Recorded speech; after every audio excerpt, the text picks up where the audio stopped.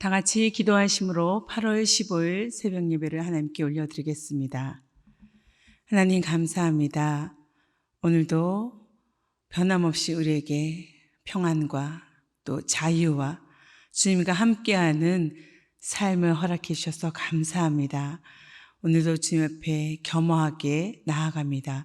주님 말씀하여 주시고 말씀에 의지하여 순종하며 살아가는 우리 인생 또 이 나라 이 민족 되도록 축복하여 주시옵소서.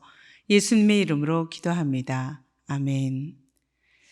오늘 우리에게 주신 하나님 말씀은 구약성경 예레미야 20장 7절에서 18절까지의 말씀입니다. 예레미야 20장 7절에서 18절까지의 말씀을 함께 받들어 읽겠습니다. 여호와여, 주께서 나를 권유하심으로 내가 그 권유를 받았사오며 주께서 나보다 강하사 이기셨으므로 내가 조롱거리가 되니 사람마다 종일토록 나를 조롱하나이다.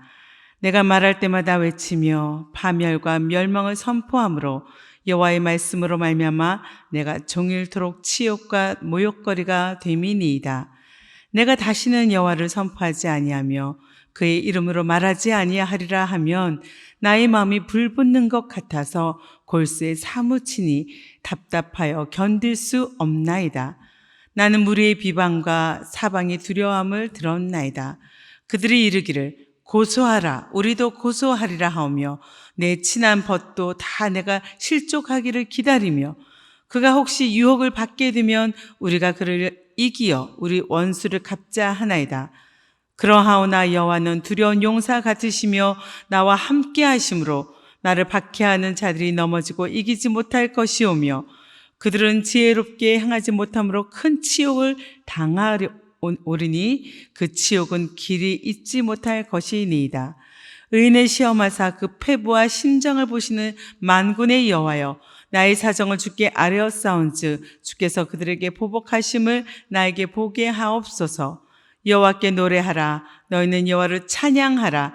가난한 자의 생명을 행악자의 손에서 구원하셨음이니라.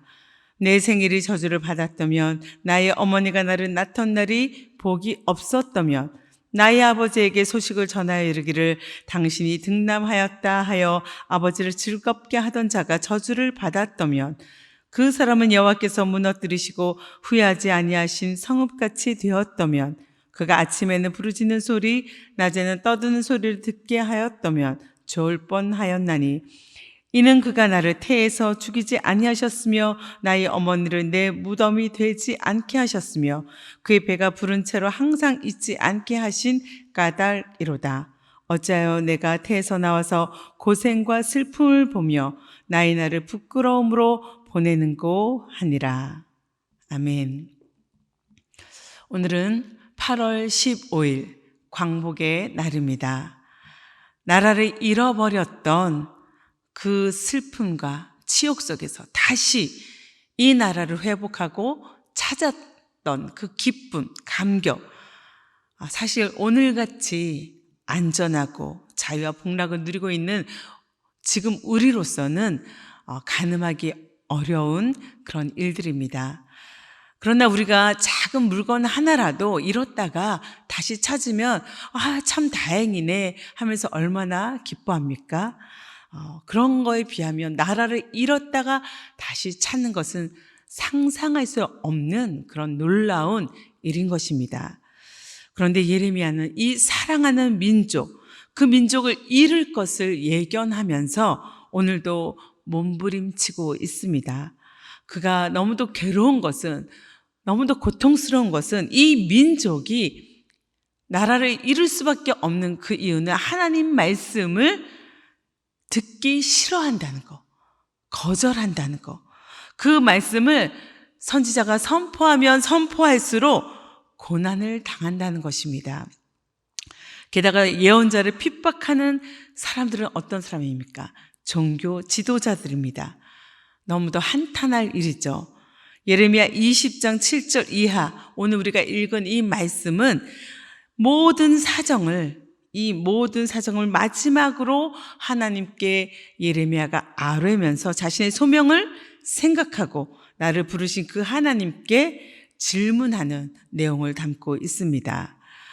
즉 이제 7절과 8절의 말씀을 보면 예레미야가 여호와께 이 모든 자신의 사정을, 고난과 아픔과 고통을 아뢰고 있습니다. 여호와여, 주께서 나를 권유하심으로 내가 그 권유를 받았사오며 주께서 나보다 강하사 이기셨으므로 내가 조롱거리가 되니 사람마다 종일토록 나를 조롱하나이다. 그렇습니다. 여기서 권유하다라는 이 단어는 유혹하다, 꼬임을 주다, 꾀하다라는 거죠. 또 속이다라는 뜻을 갖고 있는 단어입니다. 파타라는 단어인데요. 출애굽기나 사사기에서는 이 동사를 처녀를 꾀어 아니면 남편을 꾀어라고 번역할 때 사용합니다. 주께서 나를 그렇게 꾀어내므로 내가 그 주님의 속임에, 유혹에 넘어가서 속임을 당해서 그리고 그 게임에 넘어가서 라는 의미를 갖고 있습니다. 이 얘기는 하나님께 저항할 수 없는 그 강력한 힘, 그 힘에 압도당해서 자신이 하나님 앞에 무력하게 항복되어 이 일을 하고 있다는 것이죠. 하나님의 손에서 벗어날 수도 없고 그렇게 또 내가 대항할 수도 없기에 이 선지자의 사명을 감당하고 있다는 것입니다. 그런데 하나님께서는 또다시 자신을 예루살렘에 가서 말씀을 전하라고 하셨죠. 너무도 난감한 상황입니다. 온종일 말씀을 전하면 전할수록 조롱거리가 되고 사람들은 나를 비웃습니다. 내가 선지자가 폭력이다, 파멸이다 라고 이렇게 부르짖을 때마다 이렇게 전한 말씀으로 인해서 내가 온종일 모욕과 치욕거리가 된다고 호소합니다. 주님 때문에, 주님으로 인해 고난을 당하는 것입니다. 그래서 지금 예레미야는 영적 탈진에 놓여 있는 것입니다. 모든 기운이 다 빠져나간 상태. 여러분, 우리도 가끔은 이런 영적 탈진을 겪죠. 어떤 주님의 사역에, 일에 혼신의 힘을 다 하고 모든 힘을 다 쏟아 부었다가 사람으로부터 아니면 상황으로부터 여러 가지 난관으로 인해서 이게 아닌데 하는 순간을 맞이하게 됩니다. 가정에서도, 직장에서도, 또 심지어 신앙생활, 또 사역 중에도 맥이 다 풀리고 아무것도 하고 싶지 않은 그런 순간, 만사가 귀찮고 무기력한 그런 순간을 경험합니다. 인간은 그 한계가 분명한 존재이기 때문이죠. 앞서 19장에서 예레미야는 흰놈의 골짜기에 가서 도자기 하나를 완전히 산산조각을 내면서 우상숭배로 찌들었던 이스라엘이 어떻게 될 것인지, 이렇게 될 것이라고 심하게 질타를 했습니다. 그리고 예루살렘으로 또 이동해서 성전 뜰에서 설교를 하게 되었지요. 그 설교를 들은 이들은 예레미야를 잡아다가 심하게 때리고 감옥에까지, 감금하기까지 했습니다. 탈진하지 않을 수 없는 이런 여러 조건 속에서 선지자 역시 깊은 상처를 받습니다. 모든 것을 내려놓고 싶은 그 심정, 그 속내를 지금 하나님 앞에 내어놓고 호소합니다. 10절 말씀을 보면은 수많은 사람들이 수근거리는 소리를 제가 듣습니다. 안 들렸으면 좋겠는데 그 소리가 들려진다는 거죠. 뭐라고 말합니까? 예레미야가 겁에 질려 있다. 너희는 그를 고발하여라. 우리도 그를 고발하겠다. 그렇게 사람들이 말합니다. 또 저와 친하던 사람들, 가까운 사람들, 그 사람들이 모두 내가 넘어지기만을 기다립니다. 혹시 그가 실수를 하기라도 하면 우리가 그를 덮치고 그에게 보복을 하자 합니다. 이렇게 사방에서 모든 이들이 나에게 상처를 주고 마음을 아프게 하는 그런 상황에 놓여 있다는 것이죠. 진퇴양난의 그런 상황 속에서 이 상처받은 영혼이 하나님께 뭐라고 호소를 하고 있냐면 14절에서 18절에는 이렇게까지 말하고 있습니다. 내 생일이 저주를 받았더라며, 내가 태어난 날 내가 생명을 얻은 날, 그 복된 날이 저주를 받았다라면, 나의 어머니가 나를 낳던 날이 복을 받지 못했더라면, 축복받지 못했던 그런 날이었다면, 나의 아버지에게 소식을 전하여 말하기를 아이가 태어났습니다, 아들이 태어났네요 라고 말했던 그 사람들, 그로 인해서 아버지를 즐겁게 했던 그 사람이 저주를 받았더라면 이렇게 말합니다. 예레미야는 자신의 태어남, 출생을 원망하고 한탄하고 있는데요, 고통의 극심함이 어떠한지 그 깊이를 우리에게 보여주는 처절한 절규이죠. 이스라엘에서는 하나님을 저주하거나 그 부모, 아버지나 어머니를 저주하는 일은 죽음에 처해지는 중대한 죄입니다. 돌에 맞아 죽을 일이죠. 그래서일까요? 예레미야의 저주는 하나님과 부모님을 직접적으로 저주하지는 않지만 하나님을 저주하는 대신에 나의 생일을 저주하고 어머니를 저주하는 대신에 어머니가 낳아준 그 날, 또 아버지 대신에 자신의 출생 소식을 아버지에게 전해준 그 사람을 저주하는 형식으로 표현하고 있습니다. 실제로 그렇게 하고 있지는 않지만 거의 다 온 것이죠. 부모를, 하나님을 저주하는 것처럼 자신의 그 한계의 극한 지점까지 이렇게 자신이 몰려져 왔다는 것, 그것을 지금 호소하고 있습니다. 한 걸음만 더 나아갔다면 하나님을, 부모님을 저주했을지도 모릅니다. 자신의 생명을 또 어쩌면 해쳤을 수도 있습니다. 예레미야는 선지자로서 이런 시련과 유혹, 또 괴로움과 고난이 자신이 감당할 수 있는 그 분량 이상으로 너무도 많은 것을 받았습니다. 모든 것이 그의 목까지 차오른 것입니다. 그것이 목을 통해서 입으로 튀어나와 호소로 변하고 있는데 그것이 바로 기도가 되고 있죠. 그 기도의 형식은 하나님과의 논쟁처럼 보입니다. 하나님의 행동에 대한 도전하고 반박하고 질문하는 것, 이것이 기도가 됩니다. 하나님의 사람에게 주어진 특권은 바로 이렇게 하나님 앞에 나아갈 수 있다는 것, 기도할 수 있다는 것이죠. 하나님을 사랑하고 두려워하고 경외하기 때문에 우리는 하나님께 달라붙어서 이런저런 자신의 어려움을 호소할 수 있습니다. 고통마저도 다 쏟아낼 수 있는 것이죠. 그런데 이런 고통보다 더한 고통이 예레미야에게 있습니다. 그 고통은 불 붙는 것 같은 고통, 불타는 것 같은 고통이라고 표현하고 있는데 그것은 바로 말씀을 전할 수 없는 고통, 말씀을 전하지 않는 것에서부터 오는 고통입니다. 선지자 예레미야는 자신의 본분을 결코 잊어버리지 않았습니다. 입을 다물고 있을 수가 없습니다. 하나님의 부르심, 그 소명을 포기할 수가 없습니다. 거절할 수가 없는 것이죠. 그래서 앞서 9절에 이렇게 말합니다. 이제는 내가 주님을 말하지 않겠다, 다시는 주님의 이름을 외치지 않겠다, 그렇게 결심해 보지만, 마음으로 다짐해 보지만 그때마다 주의 말씀이 나의 심장 속에서 불처럼 타올라서 뼛속까지 다 들어가니 나는 견디다 못해 그만 항복하고 맙니다. 하나님 앞에 그렇게 표현하고 있습니다.